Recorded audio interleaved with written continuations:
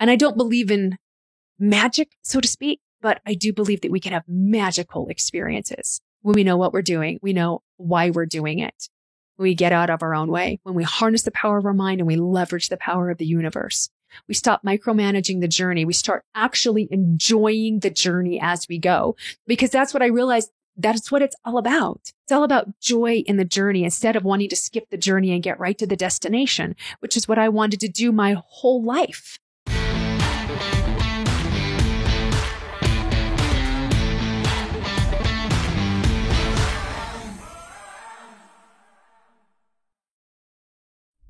Hello, Prosperity Seeker, and welcome to another episode of The Prosperity Approach. I'm your host, Allison Chavez. One of the things that I love about creating and redesigning your reality is the fact that you don't have to do the heavy lifting when you will learn how to leverage the power of the universe. And I wanted to spend a few episodes talking about some of the power of the universe that is at your disposal to leverage. And they're called universal laws. These are universal laws that govern prosperity and creation. And in my decades worth of study of different universal laws, I have actually organized them in ways that made sense to me, first and foremost. I did this for me, but I found that it's been enormously helpful for others as well. Is I realized that there are laws that you can use to get you going in whatever the redesign is in your reality. And then there's laws that you use when it seems like nothing is working. And I thought this was really, really beautiful. Now, we all know about the law of attraction. That's like the superstar law and the only law that people talk about all the time. And is the law powerful? Yes, but there are other laws that are more powerful than the law of attraction. When you understand what the law is, how it works, but most importantly, how to implement it in your life. So I thought it would be fun to do a series on the universal laws and what they look like and how they actually show up in your life so that you can actually use the law the way it was intended, which is to be an enormous assistant to you in creating the life that you desire. It's one of the ways that you have success without struggle, is harnessing this power or leveraging this power that is so far beyond you, but it is at your disposal that will really help you create it. If you want to follow along, or not that I'm going to do these in any particular order, I did write a book called The Prosperity Approach, and all 21 of these laws are here in my book. And so you're welcome to go pick that up. You can go to my website, AllisonChavez.com, and just click on book at the top of that toolbar, and it will take you right to my book that you can get as a Kindle download, or you can get it mailed to you. So I've had so many people say, Allison, where can I find a book on the laws? And I'm like, oh, I wrote it. I wrote a book on the universal laws, the ones that really helped me. And this was just from years of research and website searches and reading books and pulling things out and then organizing them. And here's the thing. The information that you hear isn't new. It's just the way that it's organized. And I've been shown a really simple, straightforward way to organize the steps of redesigning your reality in ways that people can hear them and see them and then pick them up and implement them. And that's been really, really fun to see over the years, knowing that it doesn't just work for me. It works for absolutely anybody who will do the work. You got to let the work work, but you've also got to do the work. But the work is delightful. I'll tell you what, there's a lot of discipline at first, but it is so much easier than the way you're running life now and the way you're working life now. And it is absolutely worth whatever is required to be able to get life to bend to your will instead of you waiting for life to toss you a bone every once in a while. So let's talk about universal laws. And I'm actually going to dedicate this episode to the universal law of attraction. Just because it's the law that I'm the least impressed with, quite honestly, and it's the one that gets the most attention. But I do want to share with you my experience with the law of attraction when I didn't know how to use the law of attraction, so it will still work. So the law of attraction was given all of its notoriety back in the early 2000s with the book, The Secret. And it's a great book, except the parts that it isn't, because it gives you enough information and enough hope to be dangerous. And so many people tried using The Secret and then just had their hopes dashed again and again and again because they didn't have a really critical piece in this. I mean, they sprinkled it in and mentioned it just a little bit, but it's the inspired action part of it that they didn't really talk about. And I can only speak to personal experience and how the laws have worked in my life. And that was the experience that I had with The Secret. And perhaps you had a different and a better and more powerful experience with it. That's fantastic. Again, I can only speak into my experience that I have had with all of these laws and the rules and putting it all together and organizing it in a way that makes it easy to pick up and easy to implement. So the law of attraction says that as within, so without, like attracts like, birds of a feather flock together.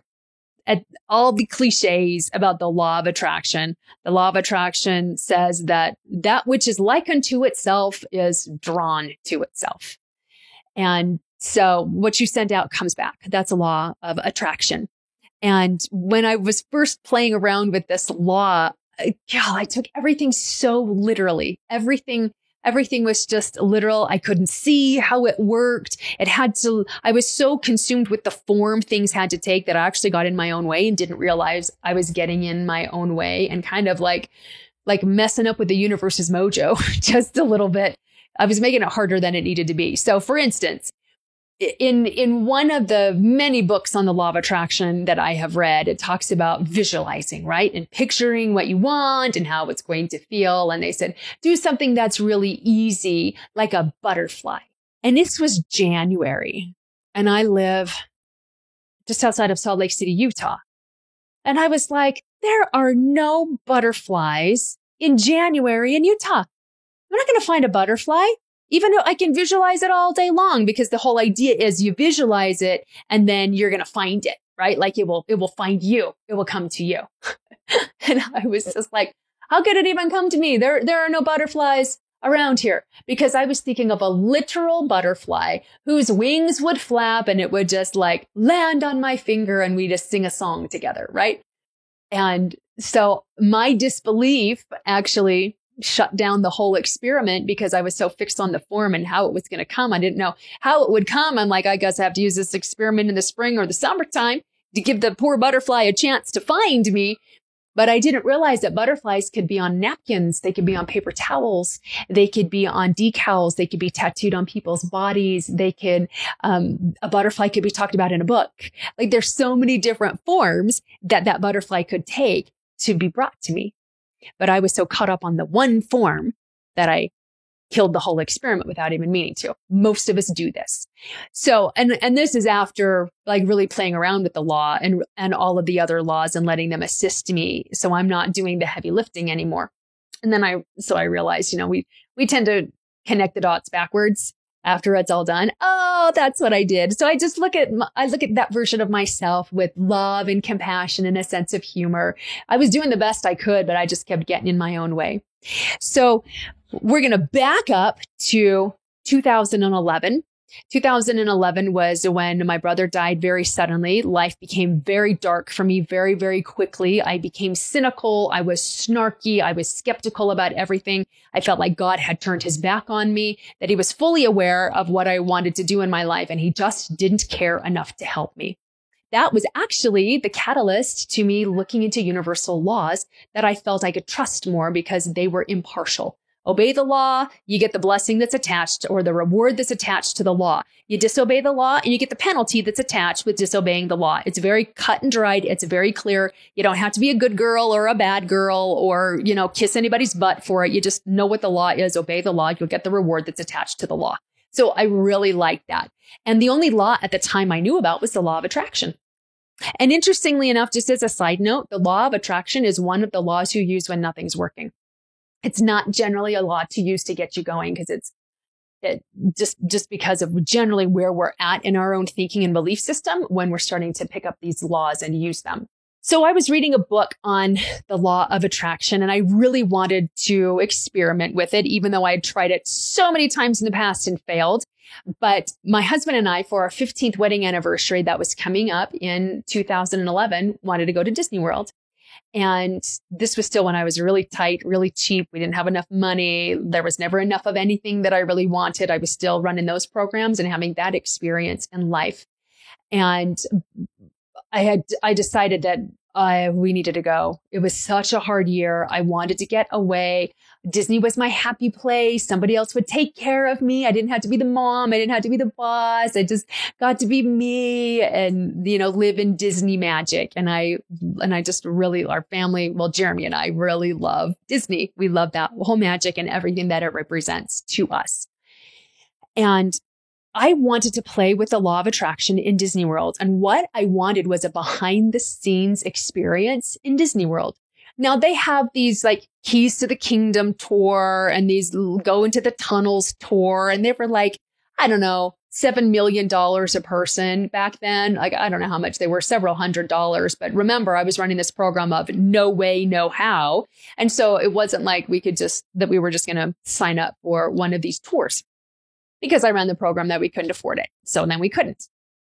So I was like, I don't know how that's going to happen. We don't know anybody who works at Disney. I couldn't just, go into the cast members only area. I'm totally a rule follower and my husband's even more so than I am. So that's not going to work. I didn't know how it was going to happen, but I was reading a book. I actually took the book on the plane. I think it's called The Law of Attraction, but I don't even remember who wrote it, or I would give you that reference and that resource. So sorry. But anyway, I'm reading this book and I'm wanting to practice with it. And one of the things she says is, just like let it go, like visualize what it would look like and how it would feel, and then just kind of forget about it and be okay if it doesn't come. So I thought that was an interesting point, that I had to be okay with it if it didn't come, because if you're just really tied to the outcome, you're actually violating several universal laws when you're doing that. And it just kinks up all of the energy from it being able to come to you with ease and effortlessness and with joy and with flow. And so I thought, like that would be like the crowning event of Disney, is if we had some sort of a behind the scenes experience. And I want to be able to walk on all of the big rides without having to wait in these huge, long lines. So those were like my two big goals, so to speak, for Disney. But I didn't care if I got them or not. I just knew I was going to Disney and I was going to escape and everything was going to be okay once we got to Disney.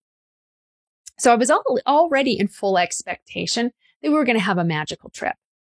And so we land and we get to our hotel, we stay on property. We love staying on Disney property and just immersing ourselves in that whole Disney experience. And I start looking for things that are magical, because what better and easier way to find magic than in the place that creates magic, which is Disney. And so we're looking, we're just having these experiences. This is back when you wore the big buttons and you got to personalize them. We would go into restaurants and they were like, congratulations on your anniversary, have a free dessert. And they'd hand us a free cookie and they would all like applaud for us. And I was like, that is magical.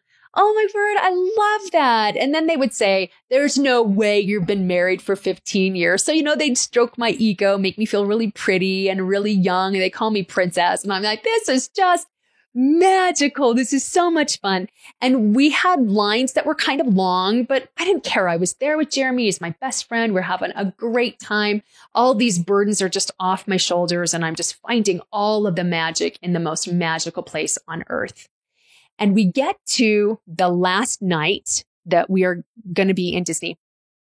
And throughout the week, we had noticed lots of like tacky behavior from some of the guests, right? The parents having meltdowns, screaming at their kids. And, I was like, wow, that's not a very magical experience for them. Why would you bring your kid to Disney World? That is crazy, especially for your own anniversary. That's a conversation for another day. But Jeremy and I had this conversation and we said, where do cast members go when they want to go on vacation? do they come to Disney World or they just want to get away from this because they have to deal with hot, hungry, tired, ornery guests and tourists all day long?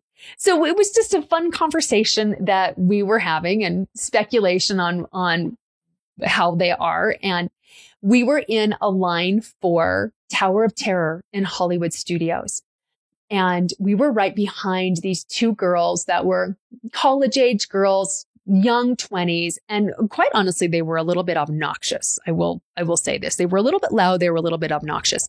And it came to my attention that they were actually cast members that were on their day off. And so since it is actually socially acceptable to talk to perfect strangers when you're in line at Disney World, I just leaned in and I said, hey, so we noticed that you're cast members, right? And they said, yeah, we're doing the intern program, and told us where they worked. One of them worked at a hotel as a lifeguard and the other one like did daycare or something. So they weren't working in the parks, but they were on the resort.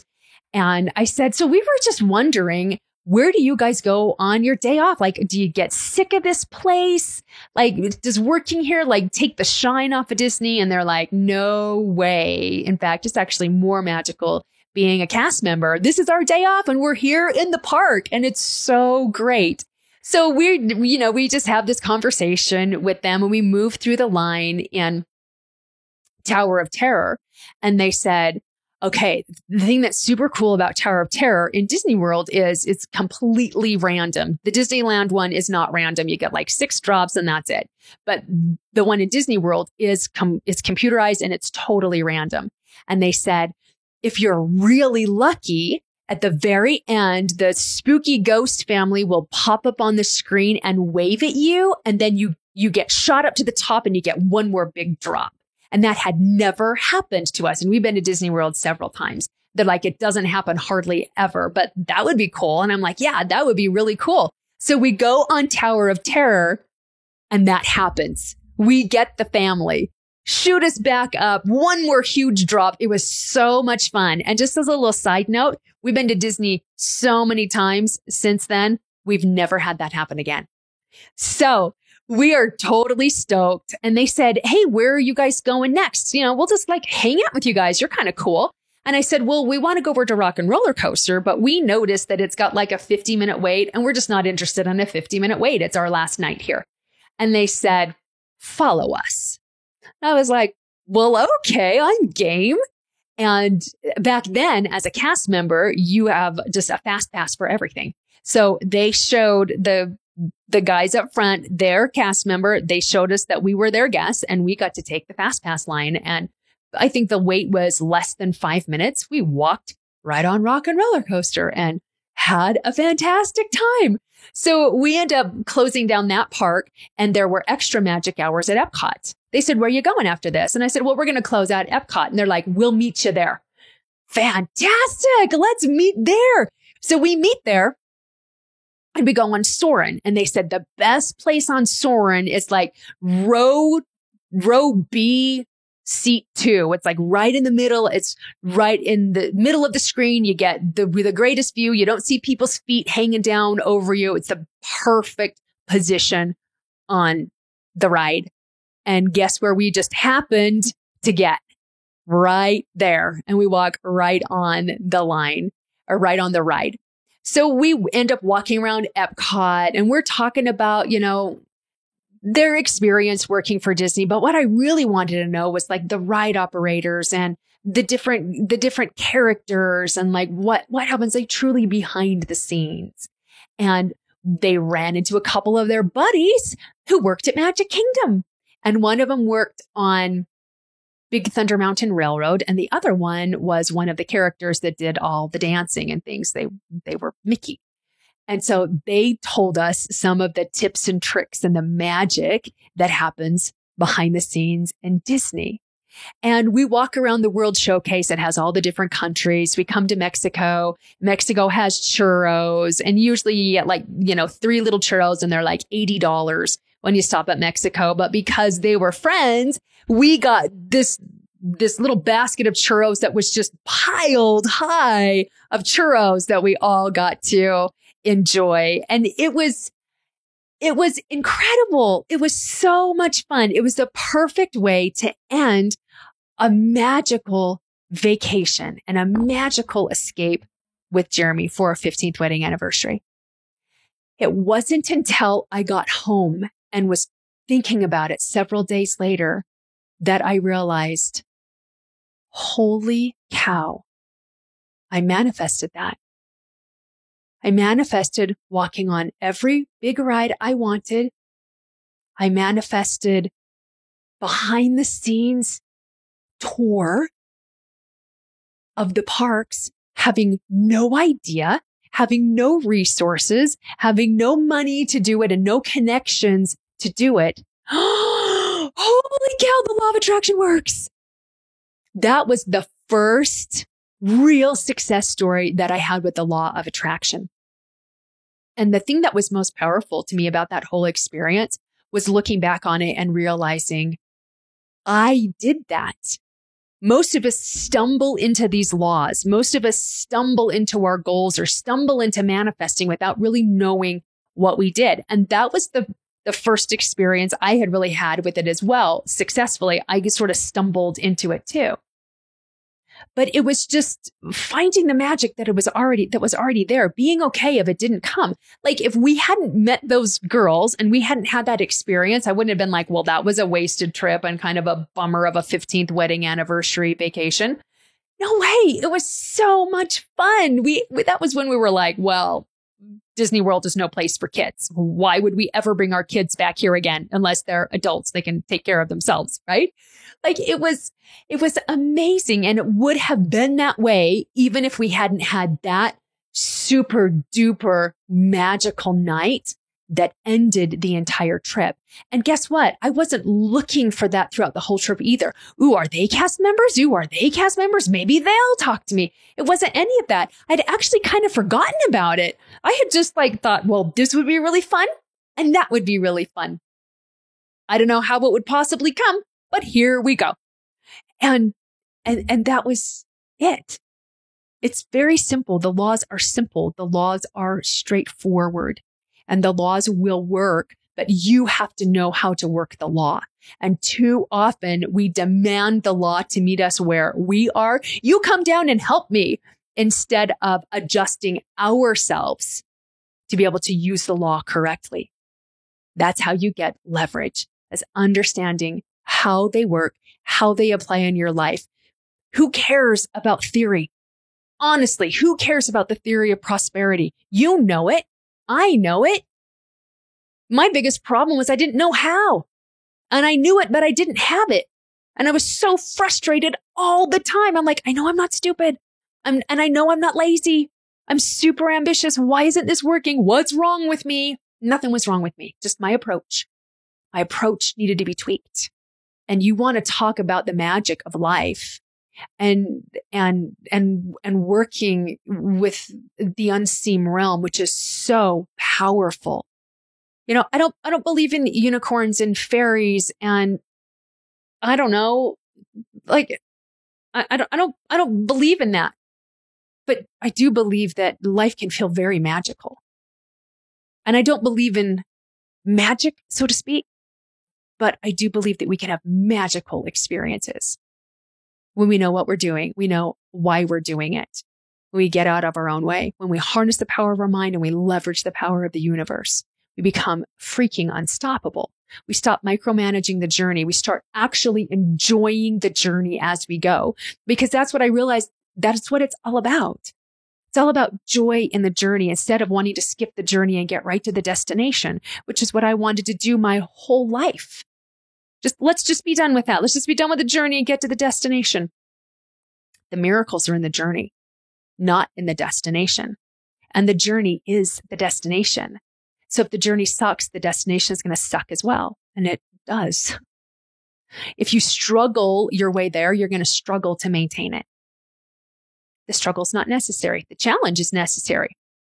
As you up level into higher and higher success in every area of your life, the challenge is necessary. The struggle is completely optional. And my mission and my passion is to show you how to end the struggle and to bring joy to the lives of millions of families around the globe, and to have you genuinely, authentically wake up every morning thinking, I love my life. Let's do this day. And you're flawed, and I'm flawed, and you're not going to do it perfectly, and you don't have to. But you no longer have to do the heavy lifting. You no longer have to figure it out as you go, because all of those pieces are laid out for you as you go. It's this beautiful trail of breadcrumbs, and it's so much fun. I am super excited to dive into the other laws with you. I don't think we're going to go into as much detail with the other laws as we did with this one. But again, I can only speak into my experience, and that experience with the law of attraction and being successful with that was the first time that I thought, oh, dang, there really is something to these laws. I should probably study them. And so I've done the work and I blazed the trail for you. So if you want this, spoiler alert, go get the Prosperity Approach over at AllisonChavez.com, and you can start reading on all of those laws. But we're going to spend a few episodes unpacking them and showing how you can leverage them and use them correctly, because they are astronomically powerful and they are at your disposal, and they're here for you to use and to bless your life and the lives of others. So join me next time. And until then, remember, prosperity becomes you.